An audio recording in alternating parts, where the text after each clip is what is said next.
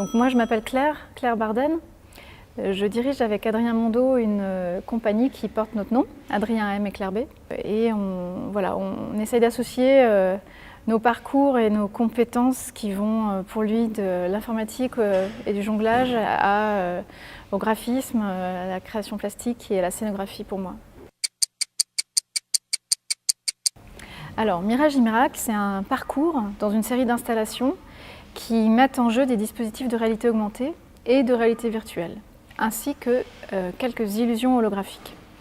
On est parti de la figure de la pierre, en fait, comme étant ce qui nous a paru le plus inerte et le plus inanimé pour travailler sur la question de la mise en vie et justement sur le rapport entre vivant et non-vivant. Et donc chaque installation est comme un petit théâtre pour un spectateur qui permet de ressentir en fait quelque chose de l'ordre d'un animisme numérique.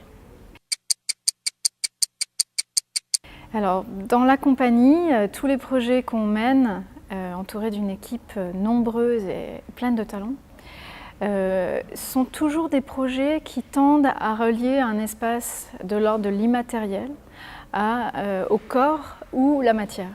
Et on essaye de rendre le seuil invisible, ou en tout cas l'espace, disons la frontière entre ces deux espaces complètement poreuse.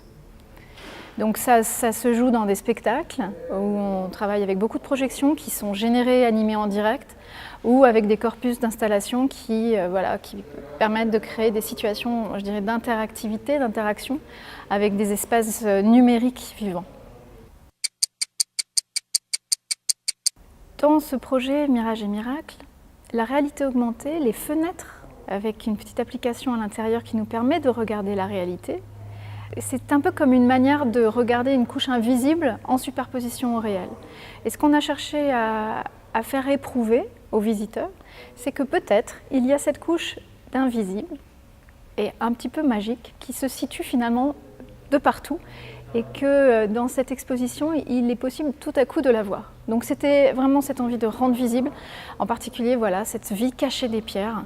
Donc on invite le visiteur à découvrir que les pierres ont des cheveux ou des poils et qu'elles les perdent, par exemple. Ou qu'un petit esprit peut habiter des cailloux tout modestes et tout simples qui ressemblent étrangement à tous les cailloux que chacun de nous peut ramasser en promenade. La question de l'illusion est au cœur des recherches qu'on mène avec la compagnie. C'est un peu comme de la marionnette. On essaie de mettre en vie, de faire croire que des choses sont en vie alors qu'elles ne le sont pas. De faire croire que des choses sont physiquement présentes alors qu'elles sont immatérielles. En fait, ce qui me fascine, c'est que nos capacités de perception nous bernent. C'est-à-dire, on sait très bien que tout est faux, mais on est quand même emporté.